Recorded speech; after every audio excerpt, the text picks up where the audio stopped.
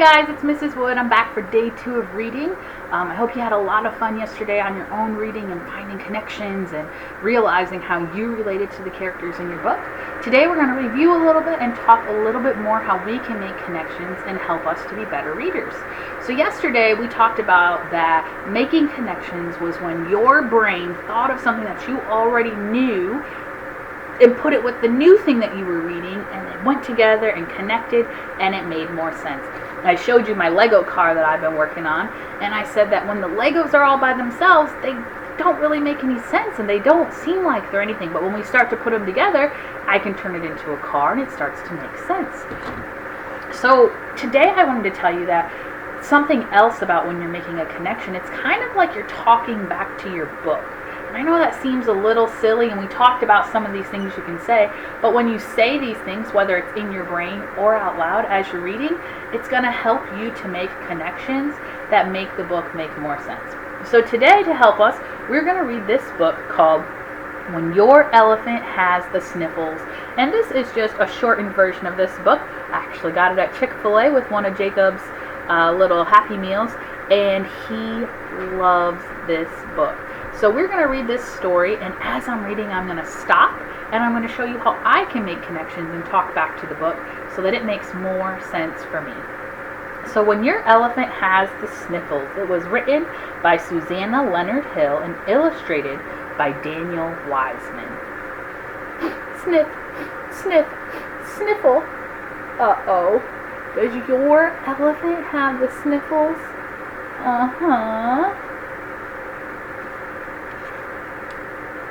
When your elephant has the sniffles, you must take good care of him. Put him to bed, even if he tells you he's just fine. Now, this reminds me, this elephant is sick and he has to go to bed, and this reminds me of a time when my little sister Katie was sick, and she kept telling everyone she was just fine. She didn't need to go to bed, but she kept coughing and sneezing, and her throat was scratchy, and soon she had to be put to bed. So this reminds me of that. So I know what this little girl feels like trying to get her elephant to go to bed, because it was really hard to get Katie in her bed. So I made a connection, and I can understand the story better. Let's keep reading.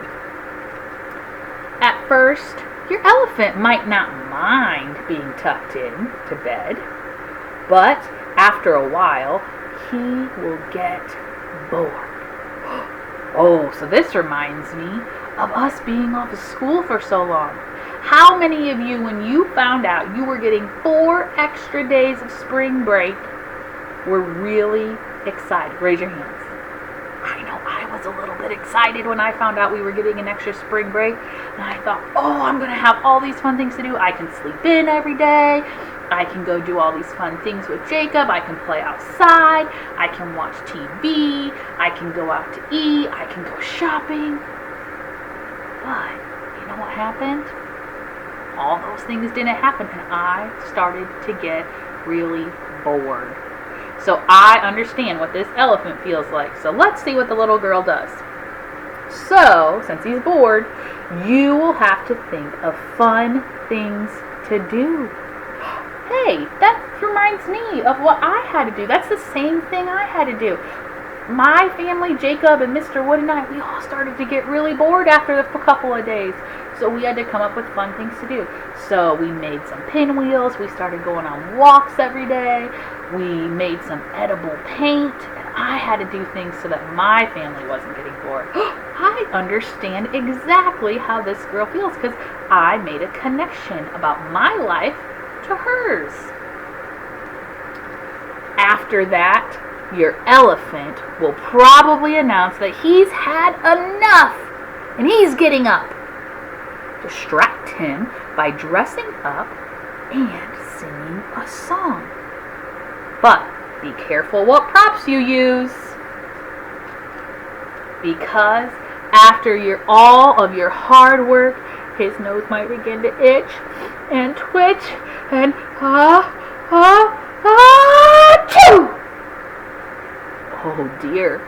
When your elephant gets the sniffles, you just might end up with them too. Oh my goodness. This definitely reminds me, and I can make a connection to what's going on in our world right now, because lots of people out there are getting sick, and they're getting that virus, the coronavirus, right? And their nose is sniffly, and they're having trouble breathing, and then they cough on their hands, right? And they touch something, and then if you touch it, you might end up with it too. So that's why we have to stay away and stay in our homes right now. And it's sad because we don't all get to see each other. But because we know this connection and you've lived through this time, you can understand why the author would say if someone sneezed on you, look, he's sneezing on those feathers, that you might get it too. So today, in your Making Connections page, there's only one of them today, so you get to choose. If you want to use it for this book, you could draw a connection of how you related to when your elephant gets the sniffles, or you could save it and use it for your own reading. So my connection today is that I understand what it's like to be bored in the house with nothing to do. So I'm going to draw a picture over here of me, and I'm standing here, and I'm going to draw maybe a board game, and maybe I might draw a picture and put some paint brushes, and then down here I'm going to say, I was bored with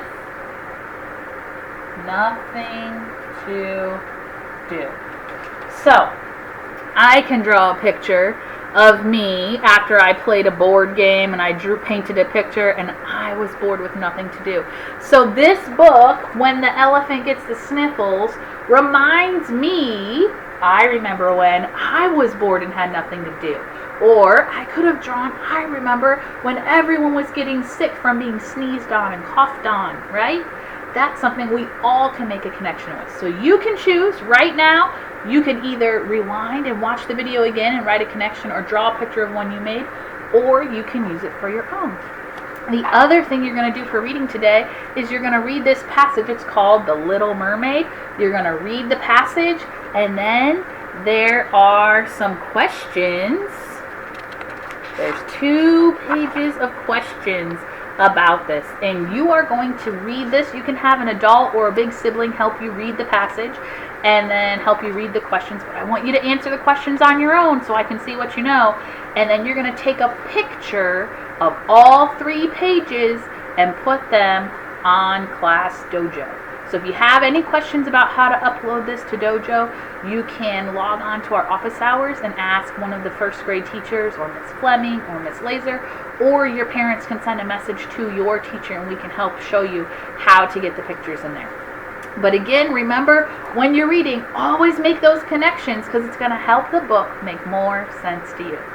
All right, happy reading, guys. I'll see you tomorrow.